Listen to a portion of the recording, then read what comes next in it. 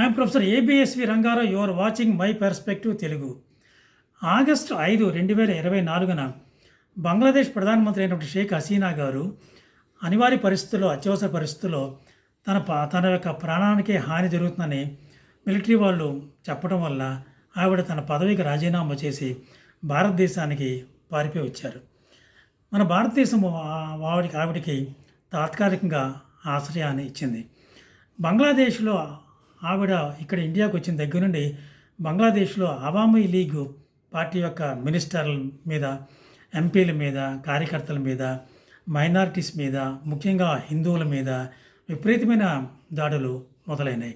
హిందువుల యొక్క బిజినెస్ను లూట్ చేయడం జరిగింది, హిందువులను చంపడం జరిగింది, హిందూ స్త్రీలను మానభంగం చేయడం జరిగింది, హిందూ ప్రార్థనా మందిరాల మీద దాడి చేయడము జరిగింది. ఆగస్టు 6న బంగ్లాదేశ్ పరిణామాల గురించి మన స్పీకర్ అయినటువంటి స్పీకర్ గారు అఖిలపక్ష సమావేశం జరపడం జరిగింది.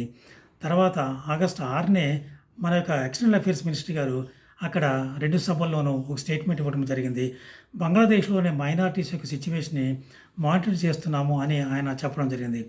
ఆగస్టు 8న బంగ్లాదేశ్కి మహమ్మద్ యూనిస్ అన్న వ్యక్తి, నోబెల్ గ్రహీత, బంగ్లాదేశ్లో చీఫ్ అడ్వైజర్గా ప్రమాణ స్వీకారం చేయడం జరిగింది. ఆయన వచ్చిన దగ్గర నుండి కూడా ఆయన యొక్క దాడులు కొనసాగుతూనే ఉన్నాయి.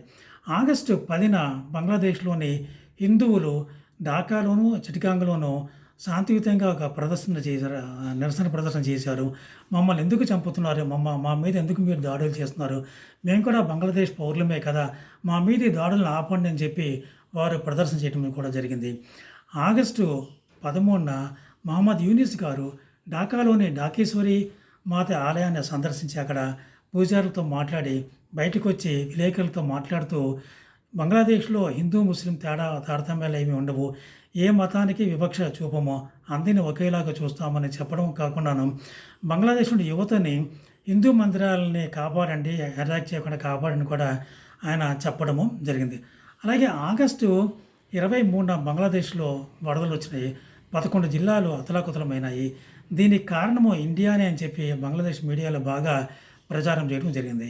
ఇండియా, బంగ్లాదేశ్ ఒక 54 నదుల్ని కామన్గా ఉన్నాయి, షేర్ చేసుకుంటుంటాయి. ఇవన్నీ కూడా ఎక్కడ హిమాలయాస్లో పుట్టి బంగ్లాదేశ్లోని దగ్గర ఉన్నటువంటి బంగాళాఖాతంలో ఇవి చేరుతాయి అన్నమాట. అందువల్ల 54 నదులు ఉన్నాయి. త్రిపురలో గోమతి రివరు డ్యామ్ కట్టారు. డ్యామ్ యొక్క గేట్స్ని ఇండియా చెప్పకుండా తెరవటం వల్లనే మనకి అకృత్యాలు లేకపోతే ఈ యొక్క వరద వచ్చిందని వాళ్ళు చెప్పడం కూడా జరిగింది. అలాగే బంగ్లాదేశ్లోని భారతీయ వ్యతిరేక పార్టీలైనటువంటి బంగ్లాదేశ్ నేషనల్ పార్టీ, అలాగే ఒక మతపరమైన పార్టీ మీద కూడా నిషేధం ఉండేది. నిషేధాన్ని కాస్త ఎత్తివేశారు. వారి యొక్క నాయకుల్ని కాస్త జైలు నుండి విడిపించడం కూడా జరిగింది. అలాగే సూఫీ ష్రైన్స్ కూడా, ముస్లిమ్స్లోని సూఫీ అంటారుగా, సూఫీ ష్రైన్స్ మీద కూడా అటాక్ చేయడము జరిగింది. బంగ్లాదేశ్లో ఉన్నటువంటి Hindu, Buddhist, Christian unity council వాళ్ళు బంగ్లాదేశ్లో మైనారిటీస్ మీద 206 దాడులు జరిగినాయి, అటాకులు జరిగినాయి కూడా వాళ్ళు చెప్పడము జరిగింది. మన మెయిన్ స్ట్రీమ్ మీడియా కూడా బంగ్లాదేశ్ మీద, అలాగే సోషల్ మీడియా కూడా బంగ్లాదేశ్లోని మైనారిటీస్ మీద జరుగుతున్న అత్యాచారాల మీద, వీళ్ళ మీద మనకి ఎక్కువగా ప్రచారం కూడా చేయటము జరిగింది. మన భారతదేశంలో బంగ్లాదేశ్ మీద ఒక వ్యతిరేక భావన ప్రచారం జరిగింది. అలాగే యాంటీ ముస్లిం భావన కూడా మనకి ప్రచారం చేయడం జరిగింది.